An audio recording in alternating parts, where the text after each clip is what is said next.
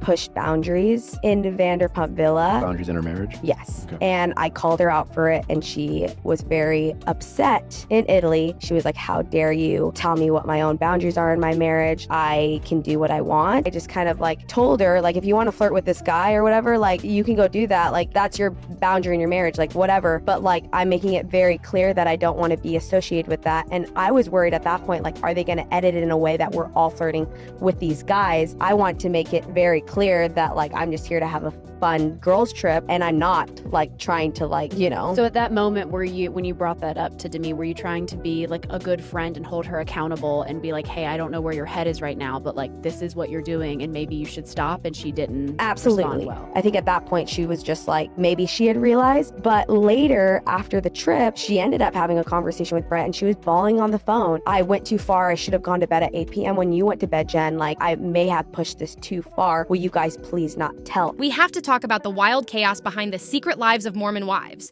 What started as a cute little TikTok group called MomTok blew up into a full-blown scandal fest, and then got scooped up by Hulu for a reality show. It all kicked off when Taylor Frankie Paul dropped a bombshell. She and her man were part of a soft, swinging circle. Yep, she came clean and the internet went crazy.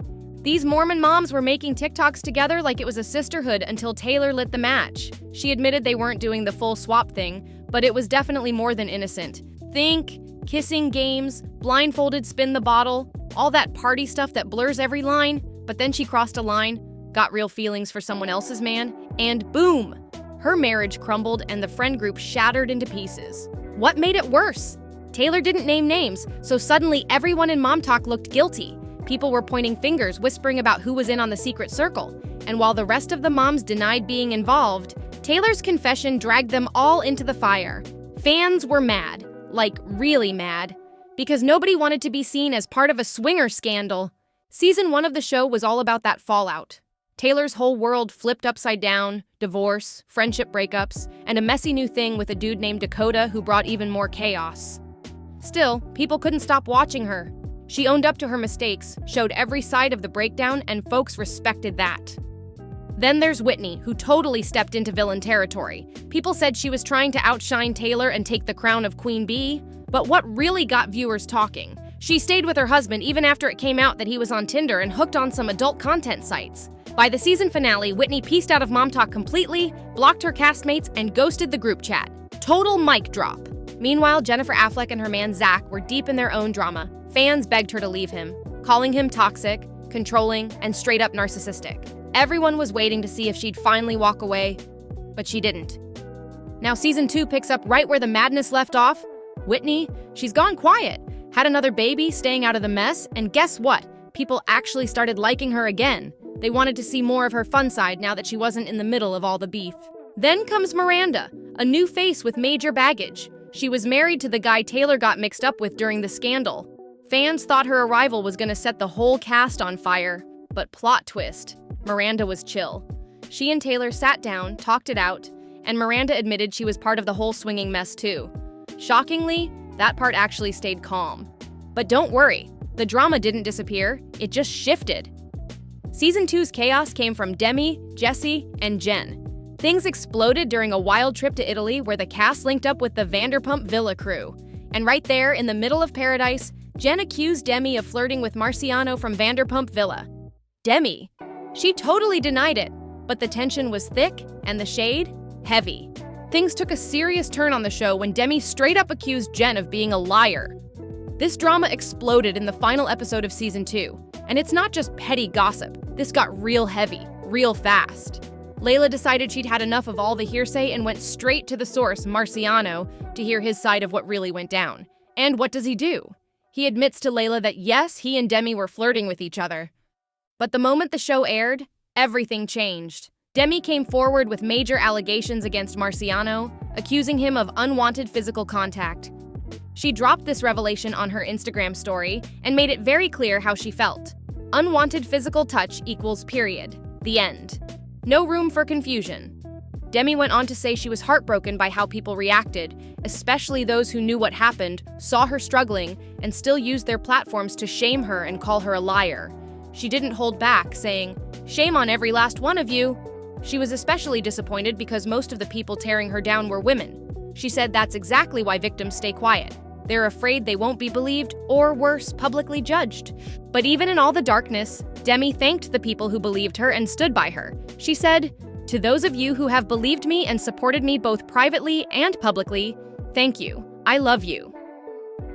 Then came the Vile Files, where Demi opened up more about the situation. She said she had already told her castmates what happened, and she was devastated to see people spinning a different version of the story. She was hurt that she was being portrayed like she was just stirring up trouble when she was trying to speak her truth.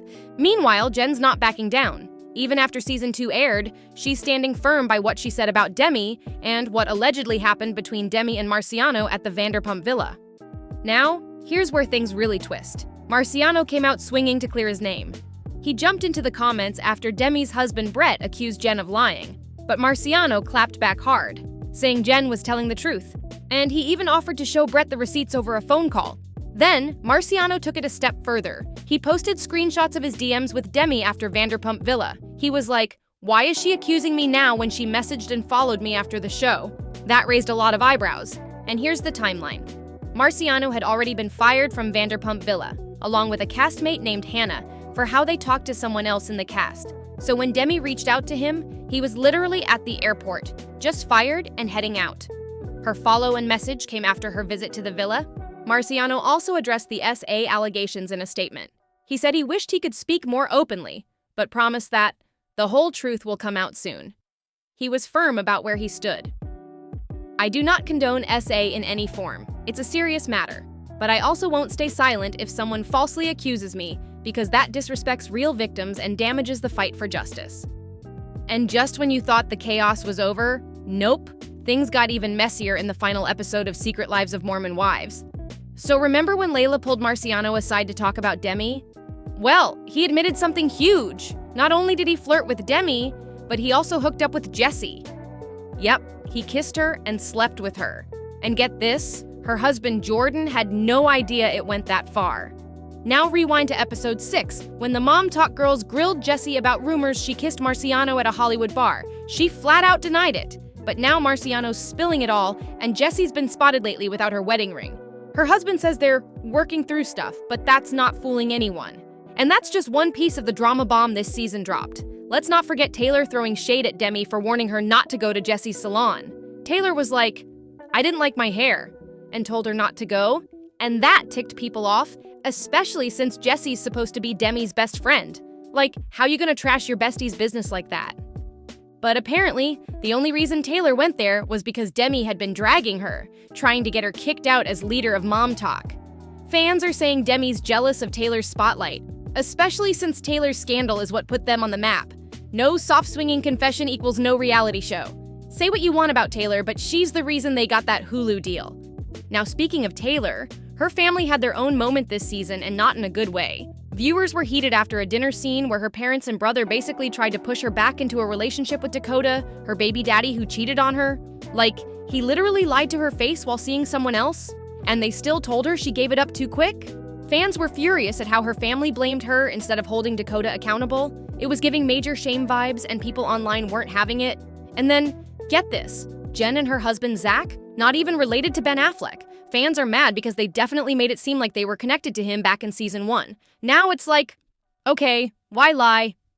But that's not the end of their mess. On the Vile Files, Zach dropped a wild detail. He said Jen took out her IUD without telling him before they got pregnant with baby number 2. He laughed it off, but viewers were not laughing. Some even think Zach said that on purpose, since there are rumors he got her pregnant again just to trap her and make her look bad. Either way, people are side-eyeing the whole situation.